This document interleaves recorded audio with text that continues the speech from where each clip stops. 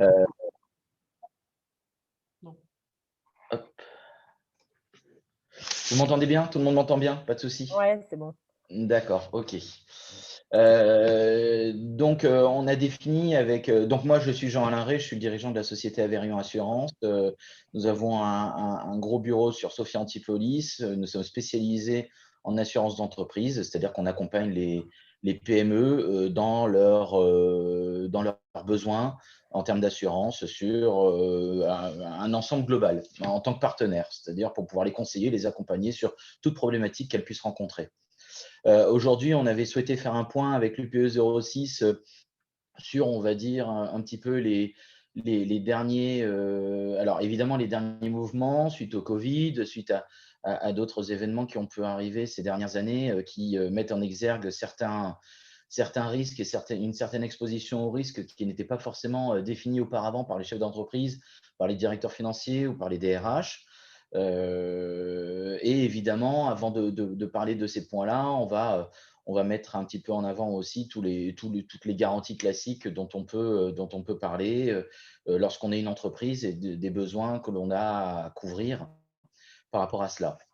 Donc, en fait, nous allons évoquer brièvement les principaux risques couverts par les entreprises en 2020. On va parler également de sinistralité, puisque évidemment, c'est ce qui nous importe, c'est de savoir un petit peu finalement où sont les sinistres. Quand on est une entreprise, quels sont les sinistres que l'on risque de subir le plus. Ensuite, nous ferons un point sur tout ce qui est contrat obligatoire, contrat essentiel ou qui semble essentiel en tout cas pour une entreprise. Et enfin, nous parlerons des contrats un peu plus spécifiques sur lesquels il y a une appréhension au risque des dirigeants, mais qu'elle n'est pas forcément appréhendée au mieux, sur lesquels il y a des risques qui sont parfois peu connus et même carrément des risques qui sont totalement inconnus et sur lesquels on ne sait pas comment gérer cela en tant que chef d'entreprise. Donc voilà, on finira par des questions-réponses, mais vu le faible nombre de présents aujourd'hui, je vous propose qu'on intervienne au fur et à mesure que vous avez des questions. Voilà. Alors, la cartographie des risques couverts en entreprise, voilà la répartition des cotisations, c'est-à-dire une entreprise, ce qu'elle paye en général. Alors, c'est évidemment toute entreprise confondue, donc il y a des entreprises qui sont moins sujettes à certains risques que d'autres. Mais globalement, voilà ce que les primes qui sont encaissées par les assureurs d'entreprise en France en 2020. C'est-à-dire qu'à plus de 50%, c'est de la flotte automobile, c'est-à-dire le risque automobile est encore le plus présent et celui qui coûte le plus cher aux entreprises. Ensuite, on a ce qu'on appelle le DAB, c'est-à-dire le dommage aux biens, c'est-à-dire l'assurance des biens, l'assurance des locaux, l'assurance d'un atelier, d'un bureau, d'une entreprise, d'un entrepôt de stockage, d'une usine.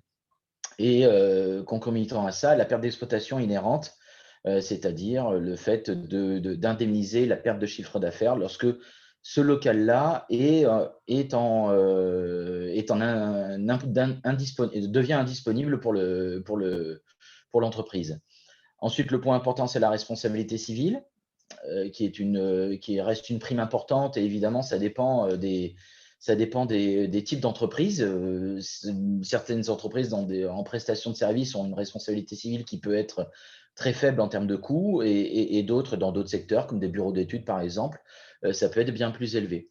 Le métier de la construction est évidemment représenté et vous voyez carrément de manière très identifiée à part. Pourquoi? Parce qu'en fait, la construction nécessite des contrats spécifiques. Et donc, évidemment, ça a un coût spécifique quand on est entrepreneur dans la construction. Ça a un coût spécifique pour s'assurer. Et enfin, la marchandise transportée, qui, évidemment, on est quand même un pays dans lequel il y a énormément d'échanges de biens. Et donc, ces biens-là doivent s'assurer. Quand on analyse la sinistralité, vous allez voir qu'il y a un vrai rapport par rapport aux primes encaissées. Voilà, donc on voit que la sinistralité automobile, alors j'ai les chiffres 2019, les chiffres 2020 ne sont pas encore sortis sur toutes les catégories, c'est pour ça que j'ai préféré rester à 2019. Mais en 2019, on voit que l'automobile représente 18 milliards 7 euros de coûts pour les assureurs en indemnisation.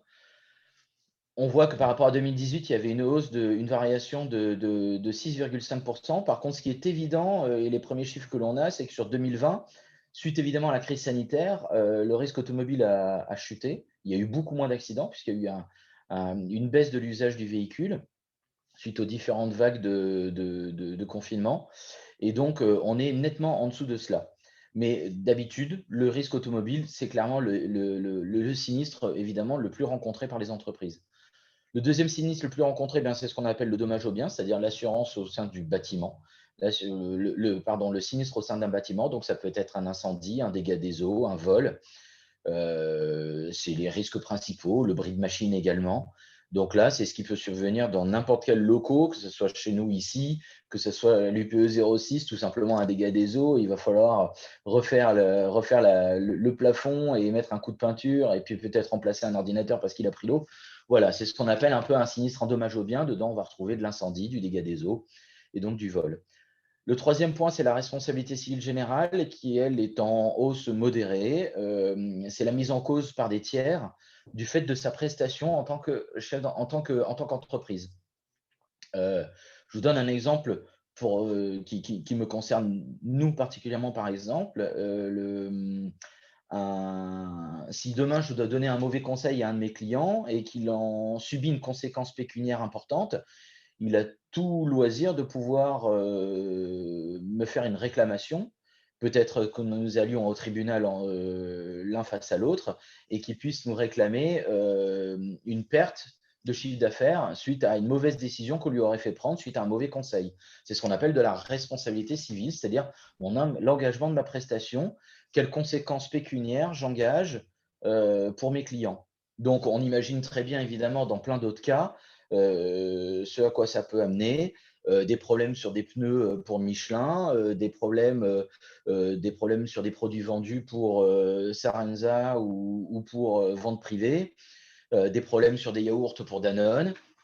Voilà, c'est très large. C'est la réclamation client, en fait, dans l'absolu, qui n'arrive pas à se régler de manière commerciale et donc sur lequel on va demander à l'assureur d'intervenir. La responsabilité civile de dirigeant, c'est un sinistre dont on parle, c'est un risque dont on parlera un petit peu plus tard dans la matinée, qui est en forte croissance, c'est-à-dire les mises en cause des dirigeants pour leurs actions en tant que dirigeants. C'est totalement différent de la RC générale, donc on en parlera par la suite.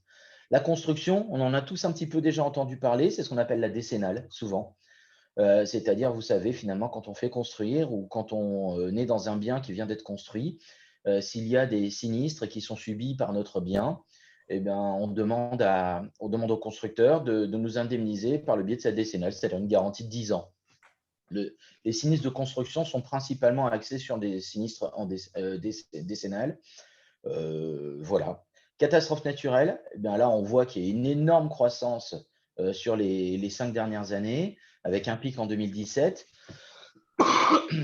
sur lequel il y avait eu énormément d'inondations.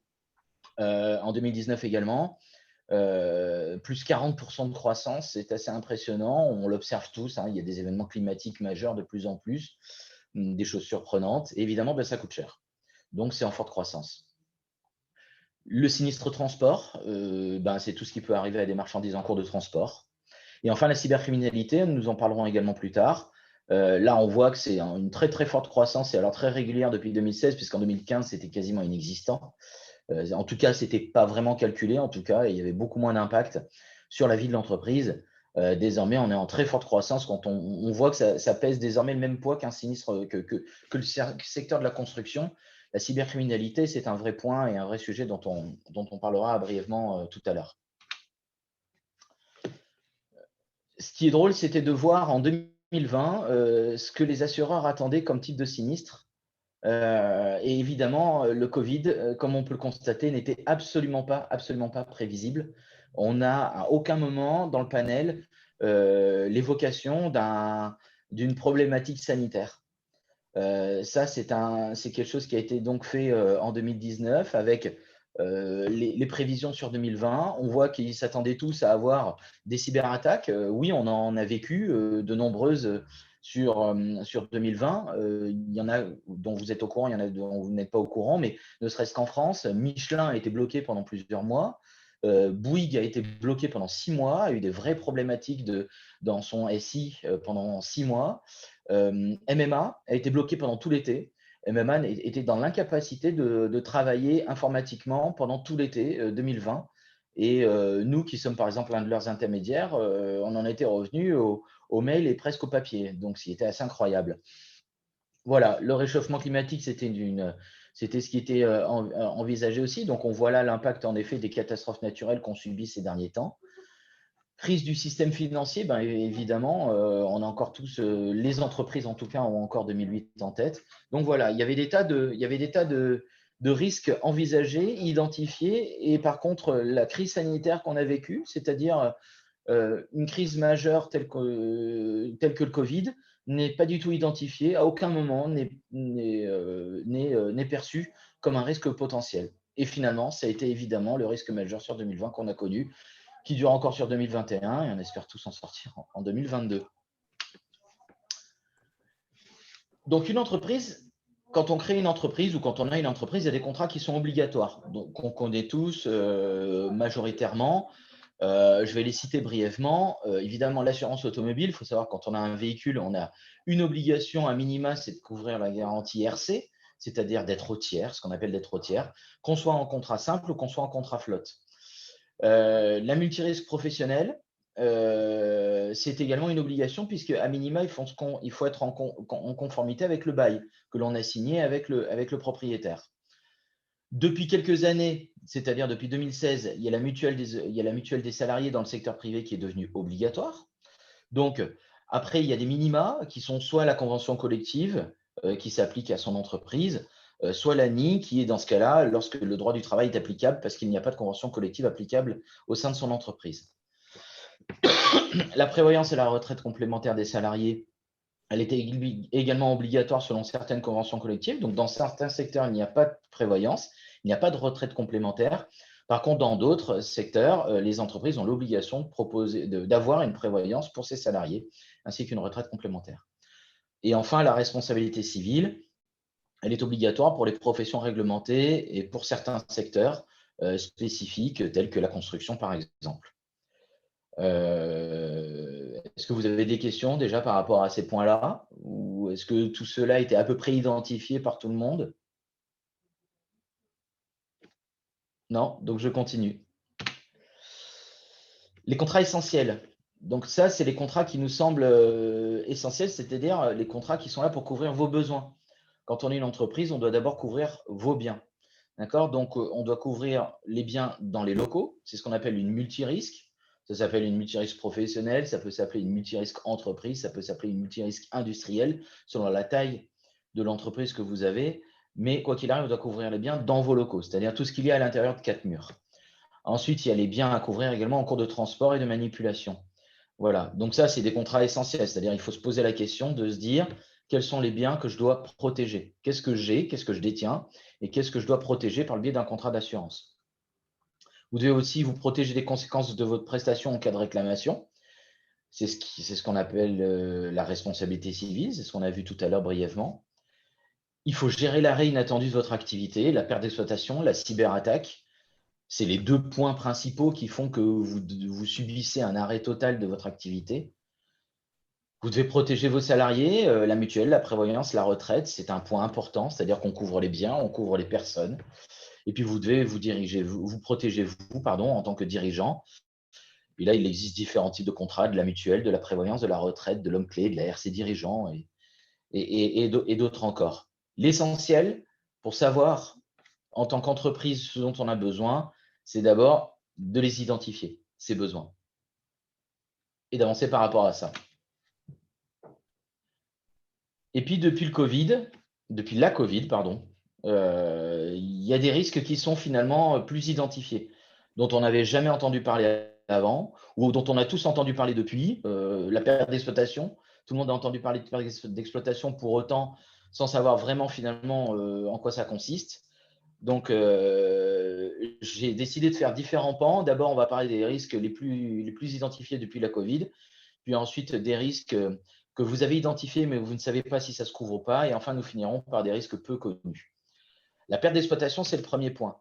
À quoi ça sert une perte d'exploitation? C'est un sinistre subi par une entreprise, un incendie, un dégât des eaux, alors attendez, j'ai ça qui me gêne. Hop. Voilà. Une inondation, une tempête, qui peut perturber son activité et entraîner des conséquences financières ou parfois très lourdes. Donc, on met en place un contrat d'assurance ou alors c'est des options au sein des contrats d'assurance qui permettent de couvrir ça. Comment ça le couvre? En fait, on vient compenser les effets de la diminution du chiffre d'affaires et de faire face à ces charges fixes en couvrant les frais généraux permanents. Voilà. Tout ce qui est amortissement, tout ce qui est impôts et taxes, tout ce qui est loyer, rémunération du personnel, tout ce qui est charges fixes.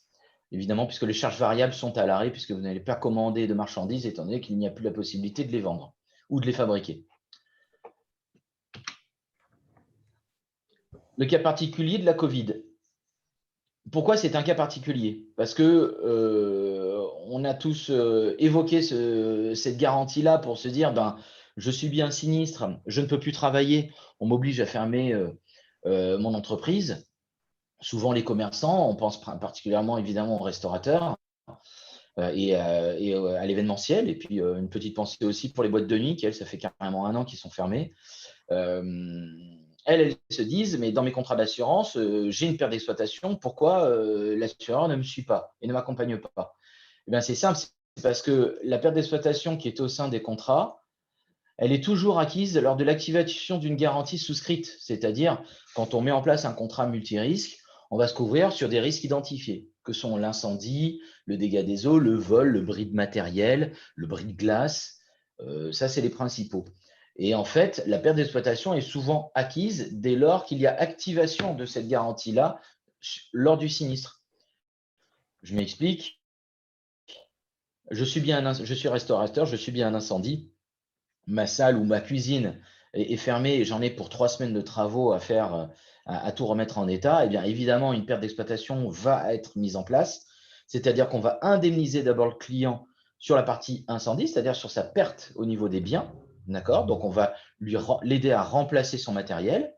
Et une fois que son matériel est remplacé, pendant toute cette période-là où la cuisine est inaccessible, eh bien, on va l'indemniser sur sa perte de chiffre d'affaires puisqu'il n'aura pas pu ouvrir. Donc, c'est ça, en fait, une perte d'exploitation. Et c'est évidemment foncièrement différent de ce que l'on a connu avec la Covid, puisque la perte d'exploitation, elle est donc identifiée à un dommage matériel, alors que la Covid a mis en exergue une perte d'exploitation qui est sans dommage. C'est-à-dire qu'on m'a demandé de fermer suite à une décision administrative.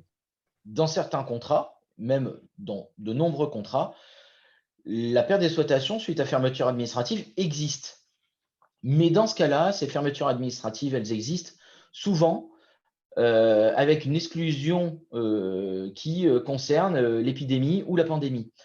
Pourquoi ils ont mis ça en fait? Les assureurs souhaitaient mettre en place une garantie de perte d'exploitation suite à fermeture administrative lorsque, par exemple, il peut y avoir une enquête par rapport à un sinistre en cours, par rapport à peut-être une intoxication alimentaire. On pense principalement, par exemple, au restaurant dans ces cas-là. Et donc, le préfet va dire pendant quelques jours, on va fermer votre établissement le temps de trouver les raisons du sinistre. Et donc, dans ce cas-là, l'assureur souhaitait accompagner évidemment ses clients sur cette fermeture administrative en les indemnisant en perte d'exploitation sur leur chiffre d'affaires perdu. Mais par contre, le cas de la Covid, avec une fermeture généralisée, finalement, a toujours plus ou moins été exclu des contrats. En tout cas, il y avait des clauses qui en parlaient.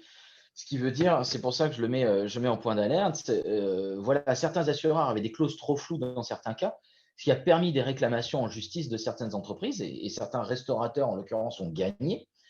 Et la perte d'exploitation sans dommage, apparemment, vu que ces clauses-là ont été mises en place déjà au début des années 2000, c'est qu'elle avait déjà été identifiée par certains assureurs depuis finalement l'épisode du H1N1. Et cette garantie était proposée dans certains cas. Petit aparté par rapport à ça. La perte d'exploitation sans dommage, en effet, ça existe. D'accord? Par contre, il faut savoir que certains gros assureurs spécialisés en industrie ont pu proposer au cours des dernières années une perte d'exploitation sans dommage. Mais c'est un contrat qui coûte très cher, puisque en effet, ils avaient identifié ce risque-là, qui était de dire, demain, j'ai un arrêt complet de l'économie, je vais venir couvrir la perte de chiffre d'affaires de mon client suite à cette chute du marché mondial.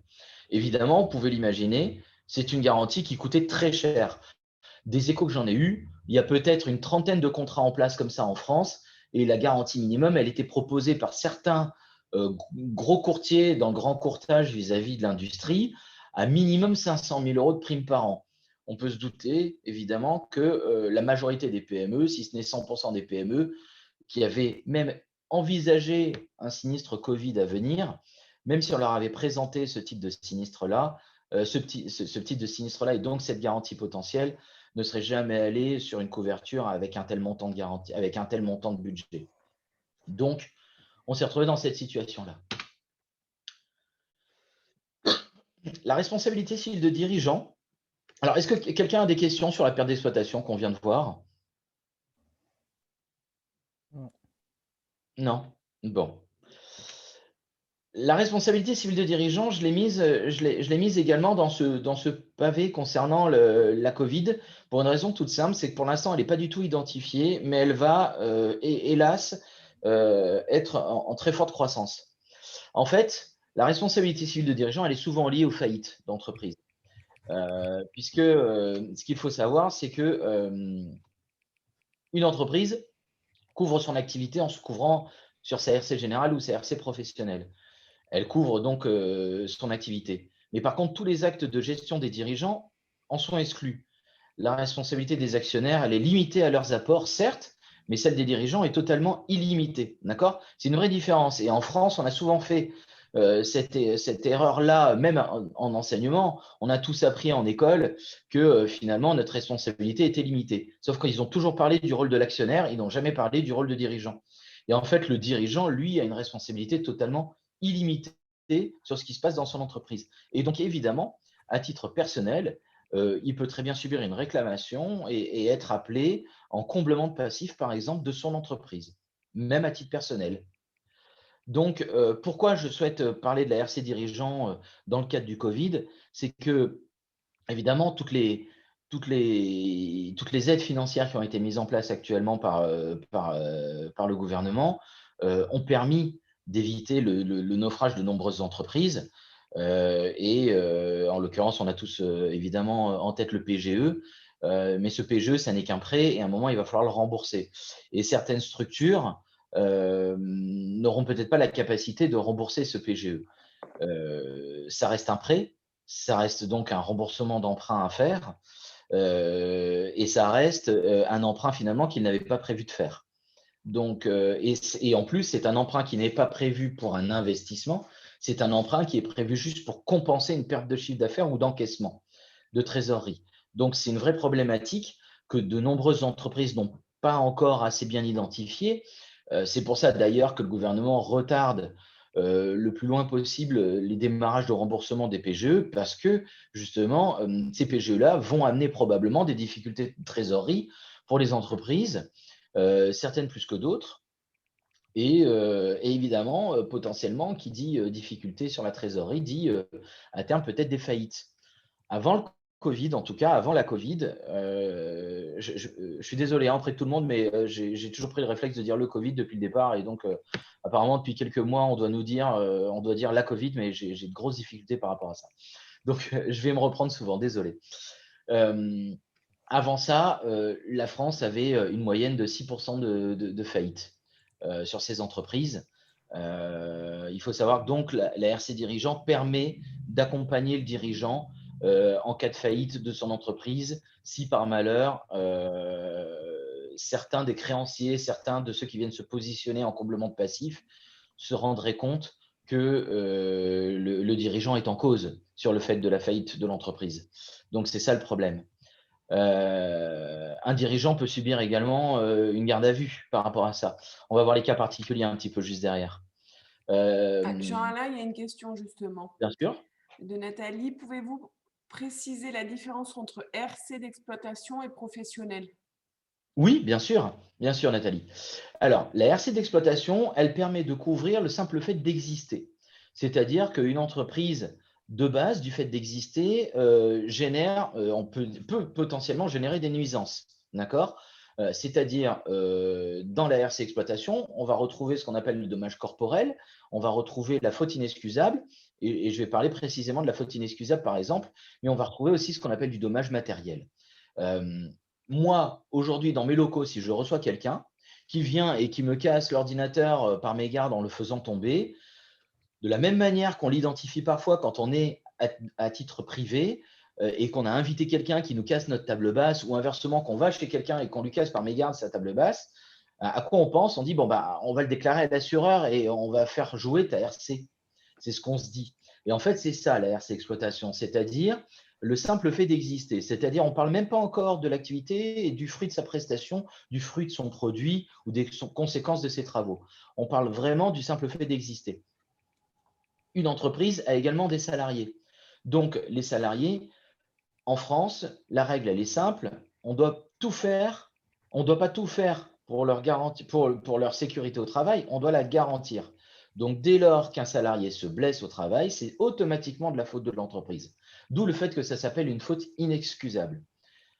Ça ne veut pas dire que c'est sans excuse, bien sûr, mais ça veut dire que quoi qu'il arrive, l'entreprise sera à de très fortes chances responsable, puisque quoi qu'il arrive, le salarié doit être protégé dans le cadre de ses missions et dans le cadre de son contrat de travail.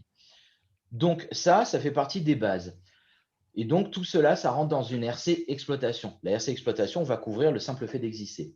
La RC professionnelle intervient vraiment après, c'est-à-dire on est sur la partie activité, on est sur la partie prestation, on est sur la partie travaux, on est sur la partie produit. Voilà, c'est-à-dire tout ce qui est le fruit de mon travail.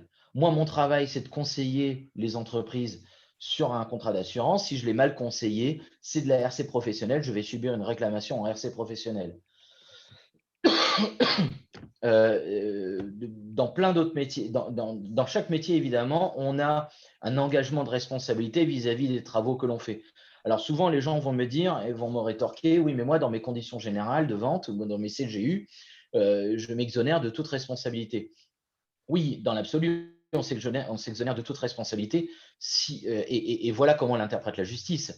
Si le client final n'utilise pas le produit, par exemple, dans les règles de l'art. Évidemment que là, oui, il y a une exonération de responsabilité. Mais dès lors que vous vendez, par exemple, un produit qui est supposé être bon, s'il n'est pas bon, alors je pense basiquement, par exemple, au yaourt, à partir du moment où le yaourt est livré en magasin et qu'il y a une bactérie dans le yaourt, c'est clairement la responsabilité civile professionnelle. Enfin là, ça s'appelle une responsabilité civile produit, mais c'est identique. C'est-à-dire qu'on intervient au moment de l'activité, sur le résultat de l'activité. Une RC produit, Danone va subir une RC produit, une réclamation sur ses yaourts. Et on peut décliner cette problématique-là, quelle que soit l'activité. Une société, par exemple, quand on est coach, eh bien, on peut imaginer que notre client, qu'on ait un écueil un jour avec notre client, même si je sais très bien qu'en tant que coach, on n'a pas d'engagement, on n'a qu'une obligation de moyens et pas du tout d'obligation de résultat. Il faut savoir que si demain, on a une réclamation d'un de ses clients sur une insatisfaction du coaching en place et sur les résultats que ça a pu apporter au client final, eh bien, par exemple, si réclamation il y a du client final, c'est ce qu'on appelle de la responsabilité civile, c'est-à-dire le fruit même de mon travail en tant que coach a été de conseiller et d'accompagner mon client. S'il estime que je l'ai mal fait, finalement, sa réclamation, je vais peut-être essayer de la régler évidemment au niveau commercial au départ, mais si on ne règle pas ça au niveau commercial, finalement, c'est comme ça que ça va se passer, c'est-à-dire qu'on va devoir le déclarer à son assureur sur la base de sa réclamation dans mon contrat responsabilité civile professionnelle. Est-ce que j'ai été clair, Nathalie? Oui, merci beaucoup. Merci. Merci. Donc, je reviens sur la RC dirigeant, donc où donc c'est foncièrement différent de la RC professionnelle ou de la RC exploitation. RC exploitation, pour info, Nathalie, au fait, RC exploitation et RC professionnelle sont toujours imbriqués dans le même contrat. D'accord? Dans certains cas, mais là je rentrerai dans du spécifique, mais dans certains cas, ça peut en sortir dès lors que, par exemple, vous assurez vos locaux, vous démarrez votre activité, vous assurez vos locaux, vous n'avez pas encore démarré une vraie activité commerciale. Dans ce cas-là, au sein de l'assurance de vos locaux, on peut parfois mettre en place une garantie RC exploitation qu'on retirera dès lors que vous aurez besoin de couvrir votre activité, puisqu'il y aura automatiquement une RC exploitation au sein de votre contrat RC professionnel, quoi qu'il arrive. Donc, les RC professionnels intègrent toujours de la RC exploitation. Les RC dirigeants, on identifie là les dirigeants de l'entreprise.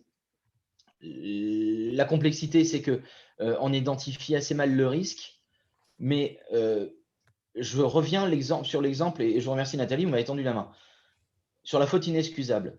La faute inexcusable, on doit garantir la sécurité au travail de ses salariés. À partir du moment où il y a un accident du travail, est-ce que c'est suite à un aléa? Et dans ce cas-là, oui, l'assureur en responsabilité civile professionnelle va intervenir et va couvrir la réclamation. Mais si ça n'est pas dû à un aléa, mais que c'est dû à des fautes de gestion dans la gestion RH de l'entreprise, en ayant dit, moi je sais que, prenons le cas d'un commercial qui est sur la route et on ne sait pas qu'il est alcoolique. Donc dans ce cas-là, hélas, il va avoir un accident de voiture, ça reste de la faute inexcusable couverte par le contrat RC professionnel. Inversement, je sais qu'il est malade, je sais qu'il a un problème avec l'alcool et je ne fais rien. Je ne mets en place aucune procédure, je ne mets en place aucune chose pour redresser la barre. C'est clairement une faute du dirigeant, d'accord? Et cette faute-là du dirigeant a amené l'accident du travail. Dans ce cas-là, l'assureur en RC professionnel va annuler sa réclamation, son dossier, parce qu'il estime que ça ne correspond plus à un aléa. Et dans ce cas-là, en effet, il faut souhaiter avoir un contrat RC dirigeant parce qu'il y a une faute réalisée par le dirigeant. Alors, nous allons le voir. Évidemment qu'il y a des exclusions quand même. On ne peut pas faire tout et n'importe quoi avec un contrat en RC dirigeant. Alors, attendez, ma slide ne bouge plus. Hop, voilà. Dès lors qu'il va y avoir, alors on va parler de ce point-là après, mais évidemment, dès lors que c'est une faute intentionnelle, que c'est une faute volontaire du dirigeant, le contrat ne suivra pas non plus. Mais un chef d'entreprise a de nombreuses actions à mener sur différents pans d'activité, de la gestion RH, de la gestion de paie, de la comptabilité, de l'administratif, du juridique, du commercial. Et il est évident qu'il ne peut pas maîtriser l'ensemble des problématiques et que sur certaines, il peut faire des erreurs, des omissions dans le cadre des contrats.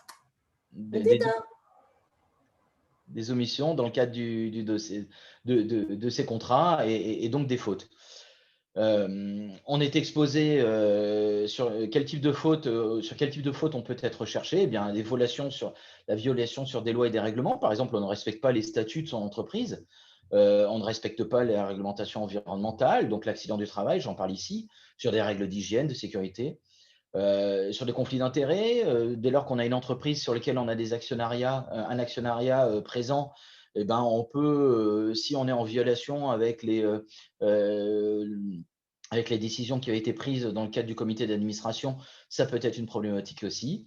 Et puis après, évidemment, tout ce qui va être action en insuffisance d'actifs, des déclarations tardives de cessation de paiement, tout ce qui va entraîner la chute définitive de l'entreprise. Des créanciers peuvent se sentir lésés par cette situation-là et ont tout loisir. Alors, dans les créanciers, évidemment, il y a des actionnaires, mais il y a également des fournisseurs classiques. Il peut y avoir également l'État, par le biais de l'URSSAF, par le biais de la sécurité sociale. Et donc, tous ces acteurs-là, tous ces organismes-là ont tout loisir de pouvoir venir mettre en cause, en tout cas, le dirigeant. Évidemment, ça ne veut pas dire qu'ils vont être automatiquement considérés comme responsables. Mais en tout cas, il faut savoir que le dirigeant, dans ce cas-là, ne peut pas utiliser les fonds de son entreprise pour se défendre, puisque sinon, ça serait un abus de bien social. Et donc, ça veut dire qu'il doit utiliser ses fonds personnels pour se défendre, donc frais d'avocat.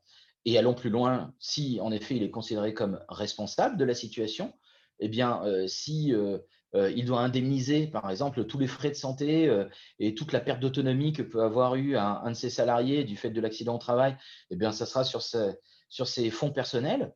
S'il doit faire un comblement de passif sur son entreprise qui a fait faillite et qu'on estime que finalement c'est de sa faute, eh bien, ça va être sur ses fonds personnels également.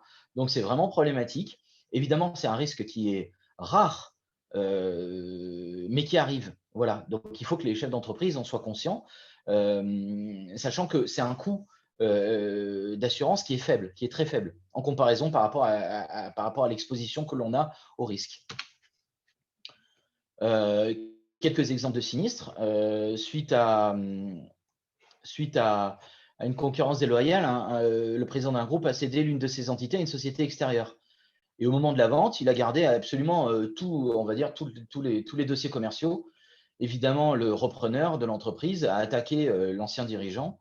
Il y a eu un accord transactionnel qui a été fait, il y a des frais de défense qui ont été réglés. Voilà, tous ces montants-là auraient pu être réglés directement par le chef d'entreprise s'il n'avait pas eu, de contrat en RC dirigeant. Il y a des réclamations entre associés qui existent. Le comblement de passif, c'est évidemment le plus important d'entre eux, puisque là, on parle évidemment en général de la faillite d'une entreprise. Donc, c'est ce qui coûte en général le plus cher. Le cas particulier de la faute inexcusable, écoutez, on en a parlé. Donc, je vais passer. Quelles sont les garanties qui sont intégrées à ce type de contrat? Donc, lorsqu'on a un contrat en RC dirigeant, le chef d'entreprise, il peut bénéficier de conseils juridiques. Lorsqu'il se dirige vers une liquidation, il peut être accompagné par un conseil juridique. Il va bénéficier d'un fonds de prévention de difficultés. Il y aura la prise en charge de ses frais de défense. Il y aura les indemnisations de tout ce qui va être dommages et intérêts. Il faut savoir que c'est des contrats qui sont sans désignation. D'accord? Donc, c'est-à-dire tous les dirigeants de droit et de fait sont couverts. C'est-à-dire que dans certains cas, évidemment, le président directeur général d'une grosse entreprise n'est pas forcément au courant des fautes de gestion qui peuvent être réalisées par son DG, par son directeur financier, par un directeur de filiale ou par un responsable de groupe. Et pour autant, il va être considéré comme responsable. Donc, on ne désigne pas les dirigeants, et les dirigeants de droit comme les dirigeants de fait vont être couverts également.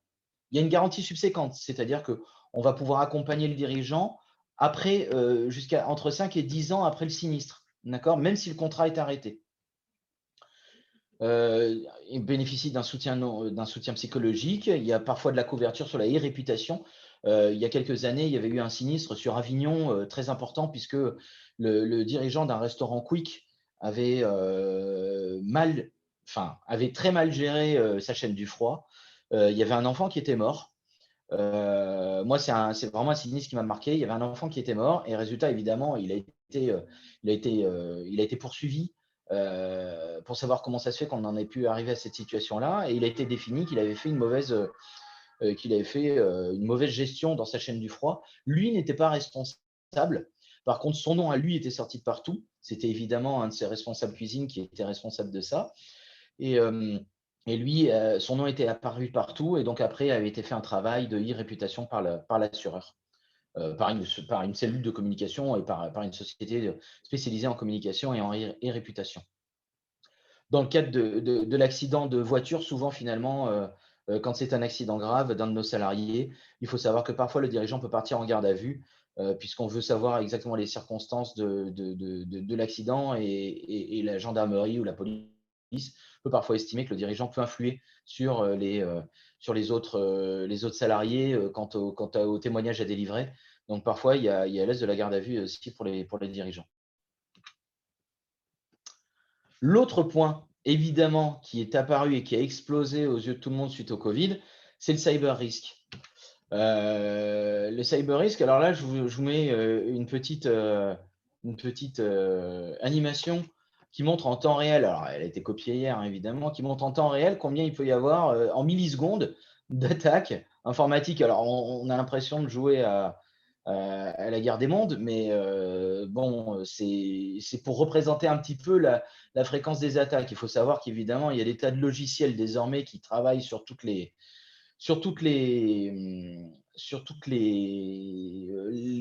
les hackers, et qui font travailler et qui envoient des millions et des millions et des millions d'attaques sur de nombreux serveurs partout dans le monde jusqu'à trouver la faille. Donc forcément, la faille, il la trouve toujours. 80% des entreprises ont été victimes d'une cyberattaque en 2020. 80%. Ça ne veut pas dire que le risque subi a été d'un coup gigantesque. Mais quoi qu'il arrive, si on analyse tous, on a tous eu à un moment ou à un autre un mail frauduleux, un mail qui nous a peut-être bloqué notre boîte mail pendant une matinée, pendant une journée, parce qu'on a préféré le faire tester avant, parce qu'on a eu un petit virus et qu'il a fallu mettre en place une mise à jour de notre antivirus pour pouvoir le dégager. Et puis évidemment, il y a certaines entreprises qui, elles, ont subi des attaques bien plus graves, bien plus importantes. Ce qu'on peut citer comme risque inhérent à ça, le premier, ça va être par exemple le blocage complet du système avec un rançongiciel, c'est-à-dire un ransomware, c'est-à-dire, évidemment, vous ouvrez votre ordinateur le matin, tout est bloqué et tout le système en fait, de votre entreprise est bloqué et on vous réclame une rançon. Voilà, ça, c'est ce qui arrive de plus en plus. Les derniers chiffres sont assez éloquents, hein. Il y a, je crois, 10% des entreprises qui ont payé une rançon, pardon, 10% qui ont subi une attaque en 2020, qui ont payé une rançon supérieure à 30 000 euros. Donc, faut savoir que c'est quelque chose qui existe. D'un côté, les ransomware, de l'autre côté, le simple virus qui est là pour tout bloquer, tout simplement, hein. C'est-à-dire, on l'a tous déjà vécu, notre ordinateur qu'on a besoin de nettoyer. Et donc, parfois, ça peut aller bien plus loin. Ça peut être un blocage de toute la messagerie, tous les serveurs. Des entreprises comme Vente Privée ont subi des attaques qui ont bloqué leur site de vente en ligne pendant une journée. Je vous ai parlé tout à l'heure de MMA pendant 2 mois, Bouygues pendant 6 mois a eu de grosses difficultés informatiques. L'expert Texa, qui est un expert d'assuré également, a subi un gros problème avec une perte de sa base client et de sa base de données et de son travail qui avait été sauvegardé pourtant en redondance sur différents serveurs. Voilà, bon, c'est quelque chose sur lequel on a des vraies difficultés désormais. Par contre, bonne nouvelle, s'il en est une, c'est que désormais les entreprises ont bien identifié ce risque-là. Pourquoi ça nous arrive? Parce qu'en fait, voilà un petit peu la photographie d'Internet dans le monde entier. En haut, c'est la face visible de l'iceberg. On pense tous au Titanic. Mais voilà ce que l'on voit, nous, d'Internet chaque jour. Et en fait, ce qu'il y a en dessous, c'est tout ce qui est caché. Et c'est beaucoup, beaucoup, beaucoup plus d'activités. Et c'est beaucoup plus gros. C'est le problème. Comment est-ce qu'on identifie son exposition à un risque cyber en tant qu'entreprise? Eh bien, il faut savoir que n'importe quel collaborateur détient environ et au moins 3 appareils connectés en moyenne. Un ordi portable, un ordi fixe, un téléphone, une tablette, parfois même une télé connectée au sein d'une entreprise. Donc, qu'est-ce que l'on a? Eh bien, il faut avoir un logiciel antivirus et un pare-feu mis à jour régulièrement. Ça, est-ce que je l'ai? Est-ce que j'ai une restriction d'accès aux données sensibles et confidentielles? Comment est-ce que je gère ça en interne dans mon entreprise? Est-ce que je fais une sauvegarde hebdomadaire à minima par un backup? C'est quoi un backup? C'est plus ce dont on entend parler maintenant avec les sauvegardes automatiques sur des clouds. Le backup, c'est ce qu'on faisait encore il y a quelques années, c'est-à-dire tout ce que j'ai en disque dur, je le sauvegarde sur un disque dur externalisé pour en garder une trace. Sauvegarde externalisée en réseau, ben voilà, ça c'est le cloud. Donc on pense tous à OVH par exemple, et évidemment ben, on pense tous à ce qui s'est passé avec l'incendie d'OVH. C'est pas du cyber risk, mais on voit aussi les limites parfois. Certaines entreprises ont subi un vrai arrêt de leur activité parce que le site de Strasbourg d'OVH avait été bloqué. Alors que pourtant, il y avait des redondances, qu'OVH avait sauvegardé en plusieurs sites les données de ses clients. Il faut savoir que c'est un choix en tant qu'entreprise que l'on fait. Est-ce qu'on souhaite une redondance ou pas? Les entreprises qui ont subi un blocage suite à l'incendie de Strasbourg, d'OVH, c'est celles qui avaient choisi de ne pas avoir de redondance. Donc, puisque sinon, elles auraient pu récupérer leurs données qui étaient sauvegardées à Roubaix, puisqu'on sait que c'est un de leurs sites importants aussi. Donc voilà. Changement régulier des mots de passe. Il faut savoir que quand on écoute des experts en cybersécurité, ils disent que les mots de passe doivent être changés tous les 6 jours. Honnêtement, si quelqu'un le fait, chapeau. Moi, j'en suis personnellement, à mon avis, un besoin de mot de passe d'environ 50. On se connecte tous les jours à n'importe quel site pour acheter en ligne, à sa boîte mail perso, à sa boîte mail pro, à plein d'autres choses. Honnêtement, au bout d'un moment, on utilise à peu près les mêmes mots de passe. Sinon, on ne s'en sort pas.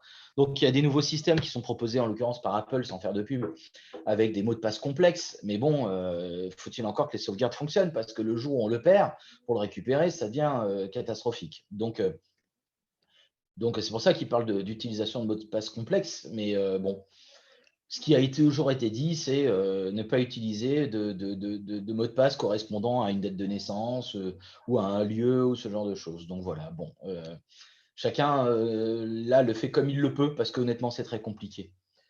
Donc, comment on identifie son exposition par rapport à ça? Voilà, est-ce que déjà, à minima, je fais ça? Si à minima, je ne fais déjà pas tout ça, forcément, je suis quand même sacrément exposé. Quels sont les exemples de sinistres?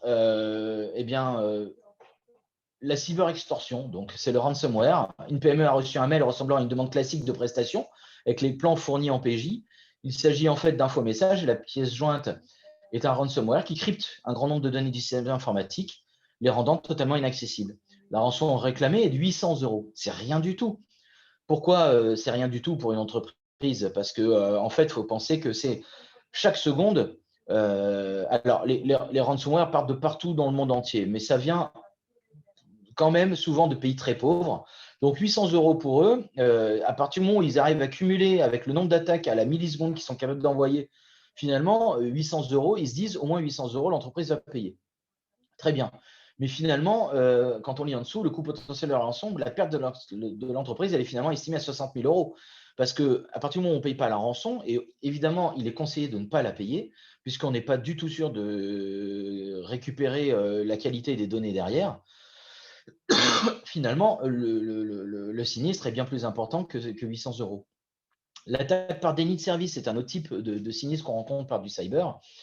C'est une société de location de matériel de chantier qui se fait bloquer son site internet. Plus aucune réservation ne peut être effectuée. Voilà, j'en ai parlé tout à l'heure pour vente privée.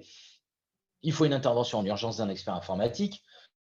Il y a une perte d'exploitation qui est estimée puisque chaque heure où le site internet ne fonctionne pas, pensons à vente privée, leur nombre de ventes qu'ils doivent avoir à la minute. Forcément, chaque heure qui passe, c'est clairement une perte de marge brute. Il faut un expert en communication et en gestion de crise. Et peut-être qu'on va subir aussi des réclamations en responsabilité civile. Pourquoi? Parce que ça se trouve, j'ai perdu des données appartenant à mes clients ou j'ai perdu des données appartenant à mes salariés. Et là, mes clients ou mes salariés peuvent très bien subir, suite à ça, également, eux, des désagréments et viennent donc en cascade me réclamer leur perte. D'accord? Et là, attention, je reviens sur la RC exploitation, la RC professionnelle et la RC dirigeant.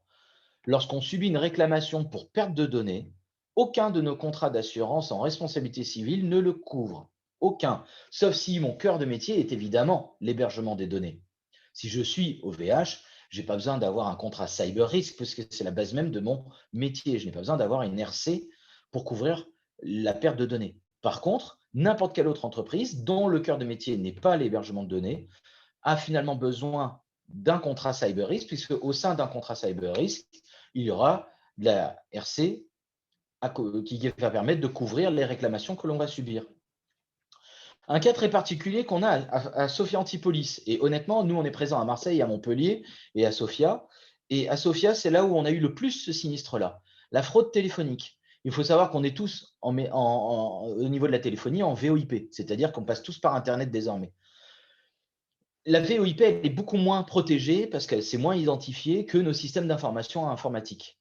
D'accord? Donc, résultat, les hackers, et là souvent ça vient dans ce cas-là de Madagascar et de Côte d'Ivoire, les hackers attaquent notre système téléphonique un vendredi soir quand tout le monde est parti, d'accord? Vont récupérer l'accès à notre téléphone et vont s'amuser à passer des coups de fil sur un numéro de téléphone créé à l'occasion qui est surtaxé, d'accord? L'équivalent chez nous en France des 0800. Ils vont appeler tout le week-end et ils vont raccrocher lundi matin, 5 h du matin. Nous, on arrive le lundi matin, 8 h, dans l'entreprise, à l'UPE, chez Averion Assurance, où que vous soyez, et tout va bien. Et sauf que dans la matinée ou dans la journée, on reçoit un mail de Orange, Free, SFR, Bouygues en disant « Vous avez eu une consommation anormale de téléphonie au cours du week-end et c'est normal. » Et là, vous allez dire « Non, anormal. » Et quoi qu'il arrive, on ne peut rien y faire. Vous allez recevoir plus tard une facture d'Orange. Et donc, quand je dis qu'à Sophia, c'est beaucoup arrivé, j'ai eu une dizaine de sinistres à Sophia en 2 ans là-dessus. Ce qui est beaucoup parce que je n'assure pas toutes les entreprises de Sophia Antipolis, même si j'en ai quelques-unes quand même. La moyenne, c'est 25 000 € à peu près de réclamation, de paiement de facture auprès d'Orange. Il faut savoir que Orange est dans son droit de réclamer le paiement de cette facture-là, puisque eux, quoi qu'il arrive, vont payer les communications.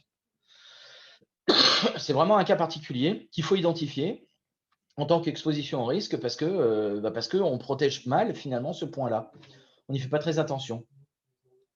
Qu'est-ce qu'on couvre au sein d'un contrat cyber? On va couvrir la gestion de l'instantané au cours de l'incident, c'est-à-dire les actions d'urgence, peut-être l'aide d'un avocat en RGPD parce que je ne sais pas quoi faire si j'ai perdu des données et il va falloir m'aider.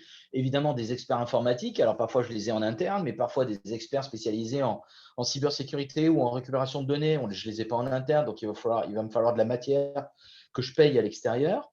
J'ai de l'atteinte à la réputation, de la restauration de données, tout ce genre de choses. La CNIL en cas de perte de données de tiers, nous sanctionne également. Donc, j'ai des frais de notification, j'ai des sanctions administratives. Donc, voilà. Ensuite, j'ai des dommages subis. La cyberextorsion, si je dois payer la rançon, la perte d'exploitation, si mon site web ou j'ai tout mon système de messagerie qui est bloqué, je n'ai plus accès à ma base de données, je ne peux plus travailler pendant 24, 48 heures, une semaine, je perds du chiffre d'affaires, je perds de la marge. Donc, on va me l'indemniser. Évidemment, le dernier point, on en a parlé tout à l'heure, la responsabilité civile de dirigeant. Pardon, pas de dirigeant, la responsabilité civile suite à la perte de données. Est-ce que vous avez des questions par rapport au cyber risque, sachant que c'est un vaste sujet? On pourrait en faire 1 heure de présentation, accompagné peut-être d'un avocat RGPD. Ça m'arrive de faire des présentations conjointes avec un avocat qui présente également la partie juridique un peu plus précise. Mais est-ce que déjà sur la partie assurantielle, vous avez des questions sur ce qu'on vient de voir? C'est lourd, je suis désolé. C'est de l'assurance, hein, vous l'avez voulu, hein, vous êtes là. Alors, est-ce qu'en tant qu'entrepreneur, en tant que chef d'entreprise, on identifie des risques? Quand on réfléchit un petit peu, soit qu'on est exposé, on pense à l'incendie, maintenant on pense au cyber risque en effet, on pense à la perte d'exploitation, on pense au risque de vol, mais il y a des risques qu'on identifie et on n'est pas capable de mettre de mots dessus et on se demande même est-ce que c'est assurable, est-ce que ça existe? Il ne faut pas hésiter à en parler, en tout cas avec votre partenaire assureur. Les rapports sociaux, par exemple. Il faut savoir qu'en France, on peut couvrir les rapports sociaux. C'est quoi les rapports sociaux? C'est les prud'hommes. Il faut savoir qu'en France, il y a des contrats prud'hommes qui existent. Et je ne vous parle pas de prendre en charge les frais de défense, c'est-à-dire les frais d'avocat. Je vous parle d'un contrat d'assurance qui couvre et les frais d'avocat et les condamnations. D'accord? Dès lors que ce n'est pas contractuel. Hein. Évidemment, si on a des réclamations, si on a des rattrapages contractuels, c'est-à-dire qu'on devait un salaire précis et on n'a pas payé ce salaire-là, alors que c'était contractuel, ça n'est pas indemnisé. Mais dès lors que ce n'est pas contractuel et qu'on va pouvoir l'identifier comme par exemple un préjudice, ça peut être indemnisable.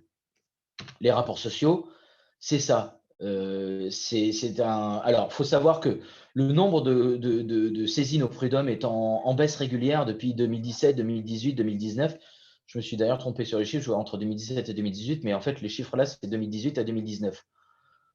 Mais en 2017-2018, on avait exactement la même baisse. On avait 15% de baisse également. En 2010, pour rappel, il y avait 200 000 saisines au prud'homme. En 2019, donc, on en est à 108 000. C'est-à-dire qu'on a divisé par 2. Pourquoi? Parce que si on se souvient, Macron, avant qu'il soit président, il était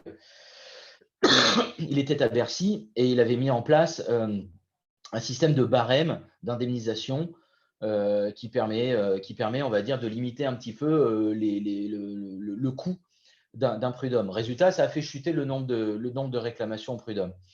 Il y a tout un volet qui s'est déplacé sur un autre point, c'est que désormais, on vient moins en réclamation sur de la faute grave ou en réclamation sur le licenciement pour cause abusive et tout ça, parce que c'est un peu plus défini et c'est géré désormais par un barème d'indemnisation qui est surtout favorable aux entreprises de moins de 11 salariés d'ailleurs. Mais par contre, de plus en plus, finalement, le système juridique a trouvé le relais pour essayer de réaugmenter quand même les réclamations en utilisant beaucoup plus tout ce qui est harcèlement moral, tout ce qui est discrimination lors d'une saisine au prud'homme.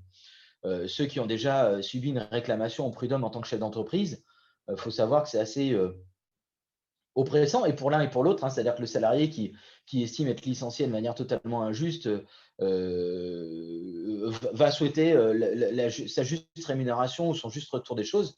Mais quand il va se faire accompagner d'un avocat, et inversement, quand le chef d'entreprise, lui, reçoit la réclamation, le choc est grand, puisqu'il y a non pas, par exemple, la réclamation sur ce qui est potentiellement dû ou ce qui est potentiellement envisagé, mais on va voir des tas de choses apparaître en harcèlement moral avec des montants qui sont faramineux et ça fait peur à tout le monde.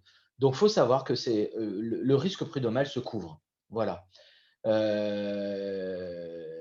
En cas de harcèlement, la difficulté en plus, c'est qu'en cas de harcèlement, la charge de la preuve est inversée. En France, on n'est pas comme aux États-Unis, hein, où celui qui attaque n'a rien à prouver. En France, celui qui attaque a tout à apporter comme élément pour prouver la légitimité de sa saisine au prud'homme, sauf dans un seul cas, le harcèlement. Dans le cas du harcèlement, quand il y a une réclamation de harcèlement moral, la charge de la preuve, elle est côté employeur. C'est à lui de prouver qu'il n'a pas fait de harcèlement moral. Évidemment, de harcèlement sexuel encore plus. Des exemples de sinistres, on a de la discrimination, du harcèlement moral, du harcèlement sexuel. Voilà, c'est des cas très particuliers. C'est quand même des cas qu'on voit un petit peu de plus en plus. On va dire quand même que là, ces derniers temps, en tout cas, c'est un petit peu tendu, les relations, je pense, parce que la situation actuelle est assez stressante pour tout le monde. Et donc, je pense que c'est des sinistres qu'on va voir réapparaître un petit peu de plus en plus. Voilà, je ne vous donne pas plus d'exemples que cela. Vous les avez là à la lecture.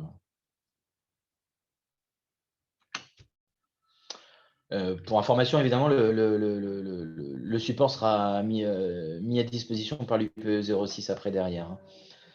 Donc, qu'est-ce que l'on couvre par un contrat prud'homme? On couvre donc les frais de défense et d'expertise sans limite. Il faut savoir que souvent, dans des contrats, on parle de plafond, on parle de franchise, on parle de ce genre de choses. Là, en l'occurrence, il y a des franchises au contrat, mais par contre, il n'y a pas de plafond. Donc, on peut prendre le meilleur avocat du monde. On pense tous à Éric Dupond-Moretti à l'époque, qui était, avant d'être le garde des Sceaux, qui était l'un des plus grands défenseurs des plus grands criminels. Bon, lui, il était dans le pénal, mais disons, dans le monde de l'entreprise, on peut prendre le plus gros des avocats et, dans l'absolu, le payer par le biais de ce contrat-là, puisqu'on n'a pas de limitation de plafond. Les principales exclusions, c'est évidemment le harcèlement sexuel du dirigeant, puisque, bon, il ne faut peut-être pas exagérer non plus, on peut considérer que c'est quand même assez volontaire. Donc, évidemment, la faute volontaire tout court. La condamnation pénale n'est pas couverte, puisque comment un contrat d'assurance peut-il accompagner le chef d'entreprise en prison? C'est une bonne question. Donc, ce n'est pas possible. Donc, évidemment, il assumera lui seul les condamnations pénales. Et tout ce qui est rappel de salaire, puisqu'on en a parlé, c'est contractuel. Alors là, on attaque un point un peu lourd. Il nous reste plus beaucoup de temps. Moi, ce que je vous propose, c'est peut-être de passer en revue brièvement. La fraude et la malveillance, en fait, c'est juste pour vous identifier. Je vous laisserai à disposition, évidemment, les slides. Mais la fraude et la malveillance, c'est quoi? Quand on parle de cyber risk, on pense à on va me détourner, on va faire un virement bancaire, on va utiliser mes comptes en banque et donc le contrat cyber va couvrir ça. Oui et non. C'est-à-dire que si le hacker a réussi à rentrer sur nos comptes bancaires par un biais informatique, oui, le cyber risk intervient. Si par contre, c'est ce qu'on appelle de la fraude et de la malveillance, c'est souvent quelque chose qu'on vit en interne, c'est-à-dire un de nos salariés est malveillant et va détourner des fonds, finalement, ça ne se couvre pas par le biais d'un contrat cyber risk. Il faut savoir que ça se couvre. Il y a des contrats fraude qui existent. Mais là, je vais passer très brièvement dessus pour une raison toute simple, c'est des contrats qui commencent déjà à coûter bien plus cher. D'accord? C'est des contrats qui coûtent entre 5 et 10 000 euros minimum, quel que soit le minima d'exposition au risque que l'on a. C'est des contrats qui coûtent déjà un petit peu plus cher et on va couvrir en fait donc cette fraude interne qu'on peut subir, cette fraude externe. On a tous entendu parler de la fraude au président où quelqu'un appelle appelle et se fait passer pour le dirigeant d'une entreprise et appelle l'assistant de direction qui ne le reconnaît pas pour quelque raison que ce soit. Et parfois, ça semble ubuesque de ne pas reconnaître la voix de son dirigeant, mais bon, ça arrive. Il y a parfois certaines strates de décision dans une entreprise qui font que, et où le PDG va dire vous me libérez immédiatement 100 000 euros et vous virez sur ce compte-là parce que je suis en train de négocier un contrat très important et si vous ne le faites pas, je perds 10 millions. On peut supposer qu'il y a certaines strates, quand ça descend assez bas et qu'il y a encore des accès au virement, ça puisse avoir un impact, ce genre de discussion-là, parce que les personnes, parfois, vont se sentir oppressées par cet appel-là et vont vouloir, évidemment, répondre positivement à l'appel de leur dirigeant pseudo. Là, on se pose tous la question, mais comment ça se fait que ces risques-là arrivent encore, ces sinistres-là arrivent encore, étant donné que maintenant, quand on veut faire un simple virement de 1 000 euros, la banque nous demande l'autorisation. Parce que parfois, la banque, elle se plante aussi et que parfois, la banque, elle permet, il y a une perméabilité aussi à la banque. Et donc, parfois, on peut arriver à retrouver une responsabilité bancaire. Mais bon, là, bon courage aussi, parce qu'attaquer une banque, c'est quand même un autre sujet. Donc voilà, mais voilà le type de sinistre qu'on peut avoir. La fraude au président en est un important. Moi, sur ce sinistre-là, moi, je veux juste parler d'un cas personnel d'un de nos clients qui est arrivé l'année dernière. C'est une boîte qui fait 5,5 millions de chiffre d'affaires, qui travaille dans la mesure industrielle, qui existe depuis 20 ans et en fait, qui a son assistante de direction depuis 15 ans. Et le dirigeant s'est rendu compte l'année dernière que son assistante de direction, qu'il avait donc depuis 10 ans et depuis 15 ans et qu'il considère vraiment comme une amie, parce que quand ça fait 15 ans qu'on travaille avec un salarié, on a vraiment une proximité importante, eh bien, cette personne-là lui a détourné 20 000 euros par an pendant 10 ans. Donc, c'est-à-dire qu'elle lui a détourné 240 000 euros au cours des 10 dernières années. En faisant une chose toute simple, cette société-là avait un fournisseur principal qui représentait plus de 60% de la facturation. Et donc, dans ce flux de facturation-là, par mois, il pouvait y avoir 10-15 factures par mois, et bien, il y avait une facture dont le RIB était différent à la fin, et c'était son RIB personnel. Voilà, ça semble très simple, et c'est ça le pire. Donc, voilà l'exemple de sinistre que je souhaitais vous donner. Un autre cas très particulier, c'est vrai, une responsable des achats dans un grand groupe qui va favoriser la boîte de son frère ou de son neveu ou de qui que ce soit, c'est de la fraude, parce que forcément, on risque de subir une réclamation de la part des clients. La fraude à l'assurance est exclue de ce type de contrat-là, pour info. La propriété intellectuelle aussi.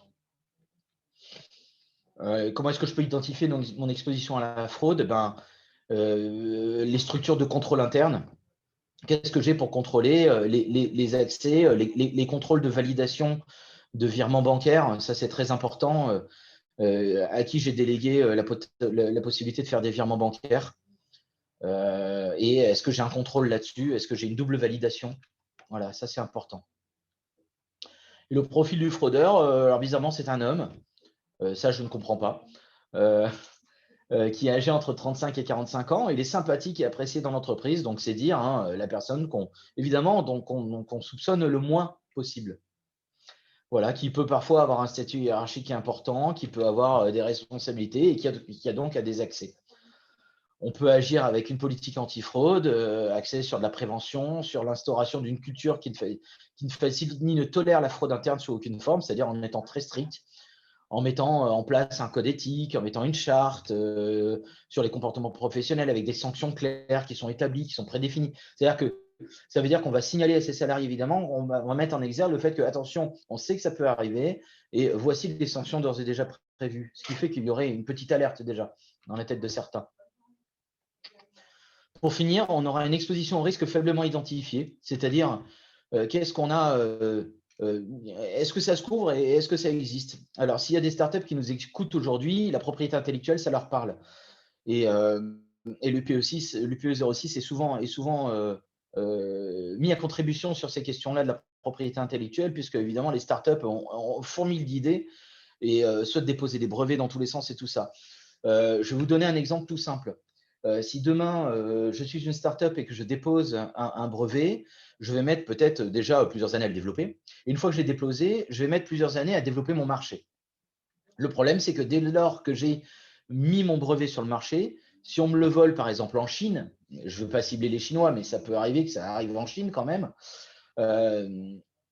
Les Chinois, eux, auront la capacité industrielle d'agir beaucoup plus rapidement que moi pour mettre en place ce nouveau procédé, ce nouveau produit, et vont se mettre à le commercialiser partout dans le monde. Et moi, petite startup, je vais me rendre compte que c'est mon produit qu'ils sont en train de commercialiser avec mon brevet. Et là, en fait, on est coincé parce que le temps de réclamation, le temps de guerre commerciale, le temps de guerre juridique que je vais passer, moi, petite startup, vis-à-vis de la Chine, vis-à-vis d'une société aussi grande ou aussi petite soit-elle d'ailleurs en Chine, c'est un temps perdu d'avance. C'est-à-dire que mon brevet, je l'ai perdu.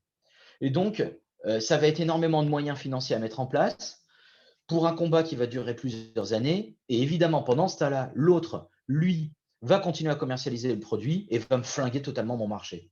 C'est arrivé plein de fois, ça arrive chaque jour. Et il faut savoir que ça se couvre. Attention, c'est un contrat qui coûte très cher. Là, je parle par exemple de 100 000 euros minimum. Donc, on est vraiment sur un autre type de marché. Et c'est pour ça que j'en parle, parce que est-ce que j'ai un risque vraiment identifié là-dessus? Oui, peut-être. Mais en plus, ça coûte cher à assurer. Mais l'assureur, en quoi il va m'accompagner? Dès le départ, il va mettre en place des actions pour essayer de stopper la production de ce produit chinois, par exemple, sur le marché mondial. Il va vouloir s'opposer il va pouvoir mettre des injonctions juridiques et au niveau judiciaire, même en Chine, là-dessus, alors que pourtant, la Chine, elle est très compliquée à attaquer. Au niveau juridique. Enfin, je veux dire, quand on est une petite entreprise française, clairement, notre capacité de recours sur une entreprise chinoise est quasiment nulle. Mais voilà à quoi ça va nous aider ce contrat-là, c'est de l'aide juridique, mais plus, puisqu'on va apporter tous les fonds nécessaires, l'assureur va apporter tous les fonds nécessaires pour pouvoir appuyer notre démarche de stopper le plus rapidement possible ce qui est en train de se passer, c'est-à-dire cette violation de brevet, et de pouvoir me laisser respirer moi peut-être, et en tout cas empêcher que l'autre noie le marché. Parce que c'est finalement ça la stratégie. C'est déjà arrivé chez les Américains aussi. Hein, les Américains ça leur est arrivé de faire ça vis-à-vis de startups européennes. On voit que c'est la Chine qui en dépose le plus, les USA, le Japon. Voilà, la propriété intellectuelle, c'est un vrai cas qui, à mon avis, va devenir de plus en plus important parce qu'on est un pays qui est de plus en plus dans la créativité et on a des startups très inventives et qui progressent très vite. Et il va falloir les protéger. Et il faut savoir que sur le marché français, il n'y a qu'un seul assureur qui fait ça, de la propriété intellectuelle. Et ce que je souhaite, c'est qu'évidemment, il y en ait d'autres, parce que ça permettra de démocratiser un peu ce contrat-là et que ça coûte nettement moins cher, parce qu'à ce jour, ça coûte très, très cher. Donc, l'idée, c'est cela. Bon, la couverture du contrat, on l'a dit, la défense pour contrefaçon. Donc, voilà. On peut aussi être attaqué d'ailleurs. Moi, je peux très bien avoir mis en place un produit et sur lequel je me rends compte que, enfin, après, à terme, on va se rendre compte que j'ai utilisé une partie partielle ou une grande partie d'un brevet d'autrui. Et donc, je vais me faire attaquer également sur ce point-là. Et donc, le contrat va servir également à me défendre et à protéger mes intérêts et à payer des condamnations s'il y en est. S'il devait y en avoir, parce que j'ai utilisé les brevets d'autrui. Les deux derniers points qui nous restent à voir, et je clôturerai par ça. De un, quand on est une entreprise et soit une startup, moi j'accompagne beaucoup de startups sur Sophia. Les startups de plus en plus ont l'APA de l'USA-Canada et donc souhaitent avoir une filiale implantée aux USA ou une filiale implantée au Canada. Il faut savoir que c'est un tout autre projet désormais de développement et c'est un tout autre programme d'assurance qui est à mettre en place. Les USA-Canada, alors là, on l'a tous vu par le biais de la télé, mais on sait que les frais de réclamation d'avocats aux États-Unis coûtent extrêmement cher. Et donc, en fait, il faut savoir que se couvrir, ne serait-ce que pour de l'export aux USA-Canada, déjà, ça coûte bien plus cher que de vendre un produit à Singapour ou en Chine ou au Japon ou où que ce soit d'autre ailleurs dans le monde. Aux USA, vendre un produit en cas de réclamation, ça peut coûter extrêmement cher. Donc, sa responsabilité civile professionnelle va être beaucoup plus chère d'un coup parce qu'elle sera impactée par ce chiffre d'affaires-là, export USA-Canada. Mais quand je pousse le vice à aller jusqu'à donc carrément créer une filiale aux USA ou créer une filiale au Canada, eh bien là, c'est encore plus compliqué parce qu'il va me falloir un accompagnement global. Il faut que je puisse mettre en place un contrat local aux USA, accompagné par un courtier local aux USA pour couvrir ma RC de ma filiale.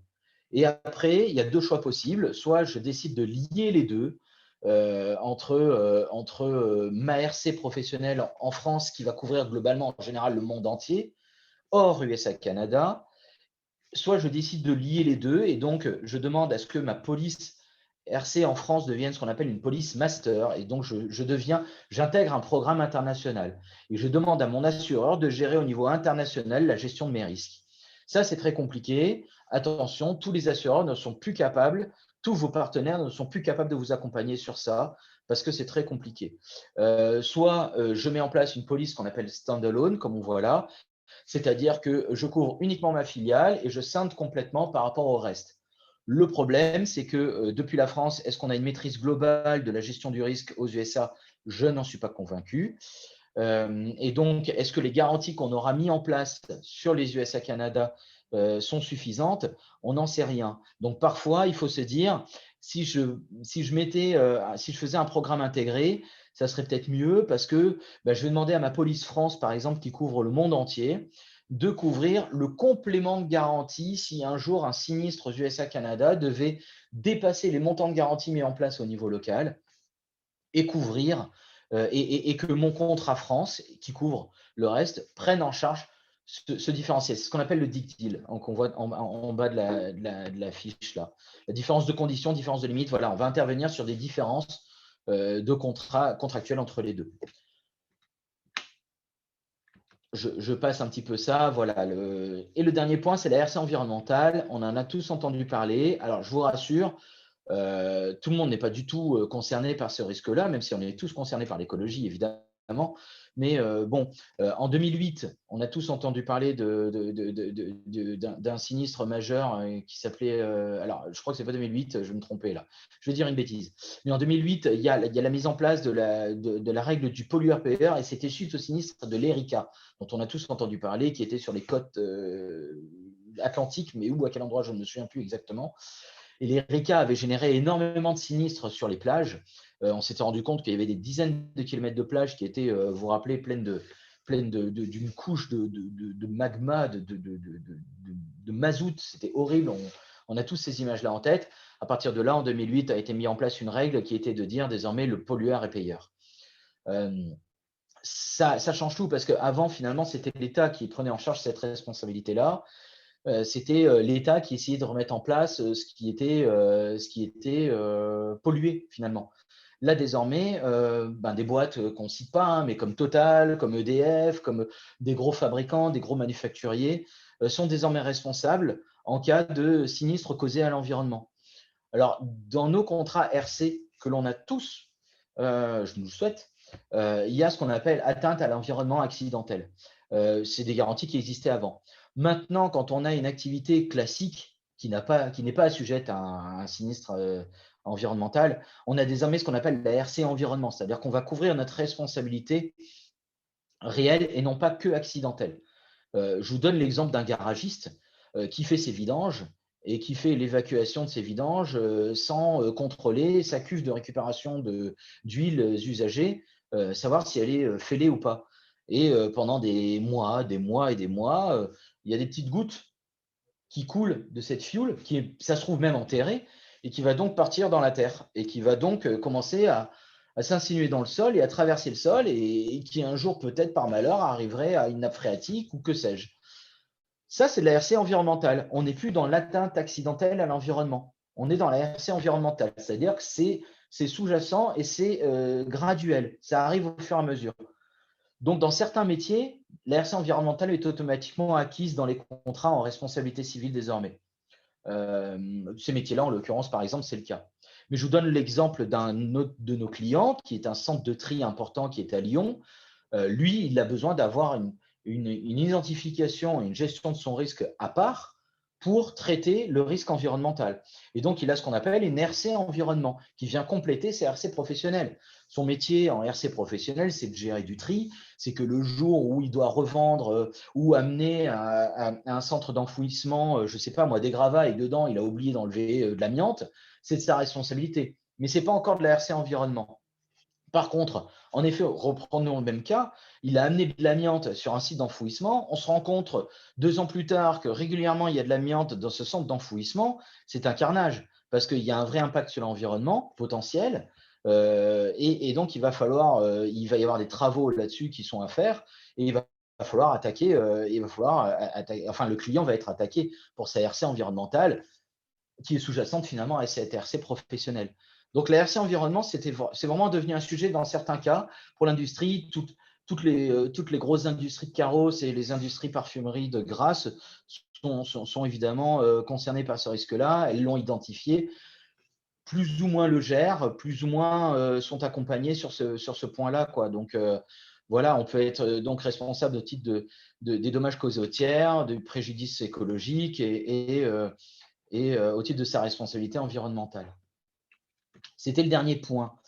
Je voulais juste, des exemples de sinistres, je vous en ai donné d'autres, donc vous les retrouverez dans la présentation. On en revient à la question de base. Comment est-ce qu'on définit vos choix de couverture et assurer la pérennité de l'entreprise? Il faut savoir que certains risques peuvent être assurés en interne. C'est ce qu'on appelle la prise du risque du chef d'entreprise. Il faut estimer avec l'aide de votre partenaire, assureur, et de votre expert comptable surtout, quel risque vous avez à couvrir. Quel est le montant de vos biens? Quel est le montant de votre exposition lorsque vous faites tel ou tel métier? Et est-ce qu'on décide, face à cette analyse-là de risque en amont, est-ce qu'on décide de se couvrir ou et de le faire porter par un assureur, donc de faire porter son risque, ou est-ce qu'on décide de l'intégrer en interne? C'est clairement la première des questions qu'on doit se poser finalement en tant que chef d'entreprise. De un, parce que certains contrats coûtent très cher et qu'ils ne nécessitent pas d'y allouer un tel budget. Je ne vous cache pas, par exemple, des contrats mis en place en propriété intellectuelle, c'est très rare. Pourtant, j'ai des tas de clients qui me disent « Ah, mais ça m'intéresse, j'ai très envie de protéger mes brevets, je pense que je suis sujet à ce risque-là. » Et quand l'assureur il arrive et il présente une prime à 120 000 euros, évidemment, le client il dit non, je prends le risque. Je prends le risque. Et inversement, il y a des risques qui sont insuffisamment identifiés, alors que c'est dommage parce que finalement, les garanties coûtent très peu cher. Et là, par exemple, la RC dirigeant rentre totalement dans ce cadre-là. Il faut savoir qu'une RC dirigeant, c'est même pas un abonnement téléphonique par an. C'est-à-dire ça coûte entre 500 et 1 000 euros par an. Tout dépend de la taille de son entreprise, mais je veux dire, au plus bas, la garantie peut coûter 400 euros. Donc, on va se couvrir en tant que dirigeant sur ses fautes pour quelque chose qui ne coûte même pas un abonnement téléphonique annuel. Donc voilà, ces points-là sont à définir évidemment avec son expert comptable, avec votre assureur, si vous travaillez avec un assureur conseiller qui vous accompagne et tout ça, en lequel vous avez confiance. Ça permet de définir un petit peu vos choix de couverture et de la pérennité de votre entreprise. Voilà, j'ai fini. Je suis désolé, je sais que c'est lourd. C'est des sujets qui sont lourds. Et là, l'idée, c'était surtout de faire un panel complet de ce à quoi on est exposé en tant que chef d'entreprise au niveau de la gestion de ces risques. On pourra faire une présentation plus précise peut-être sur les nouveaux risques plus tard, où je peux très bien vous l'expliquer de vive voix par téléphone. Je laisserai mes coordonnées, il n'y a pas de souci, à l'UPE 06. Je vous remercie tous pour votre écoute et merci à l'UPE 06 de m'avoir permis d'être mis en avant sur cette thématique-là. Est-ce que vous avez des questions? Alors, il y a Sophie qui dit qu'elle doit partir. Merci, mais c'était Sophie. super intéressant. Je dois vous quitter. Merci à l'intervenant pour une fois. D'avoir parlé a été agréable d'assurance. Je dis à mon président que je le rappelle. Oui, Philippe. C'est gentil, merci Sophie. D'autres questions?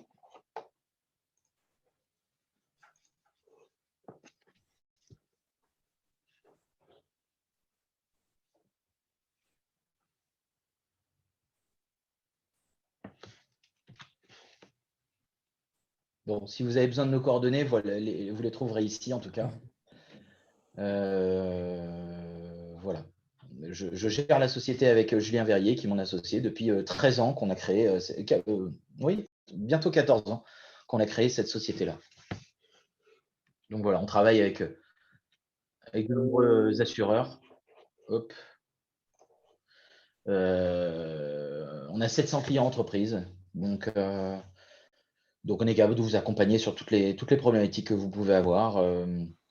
On travaille avec les plus gros assureurs, les plus connus, hein, évidemment, et puis certains dont vous n'avez jamais entendu parler et qui sont pourtant très importants dans la gestion des risques pour une entreprise.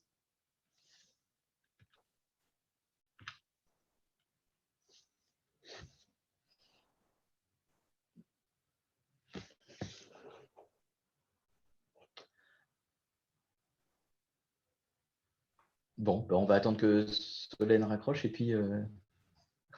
Ah, désolé, quand c'est mon président qui appelle, j'ai du mal, il ne voulait pas écouter que j'étais en visio. C'est pas grave, il n'y a pas de souci. Bah, écoutez, j'ai relancé, savoir s'il y avait des questions et j'ai pas plus de questions. Donc voilà, Bon. je vous remercie. Nathalie a dit très instructif, merci, ok pour vos coordonnées. Du coup, Jean-Alain va m'envoyer la présentation et vous pourrez la retrouver dès vendredi sur notre site internet. Pas demain exceptionnellement, mais dès vendredi.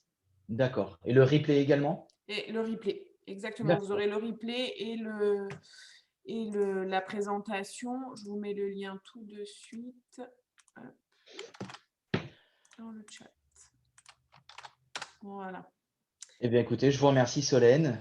Merci à vous. Merci à tous. Et puis, à très bientôt. On se tient au courant pour la suite, évidemment. Super. Merci beaucoup. Merci, à très bientôt. Au revoir. Au revoir.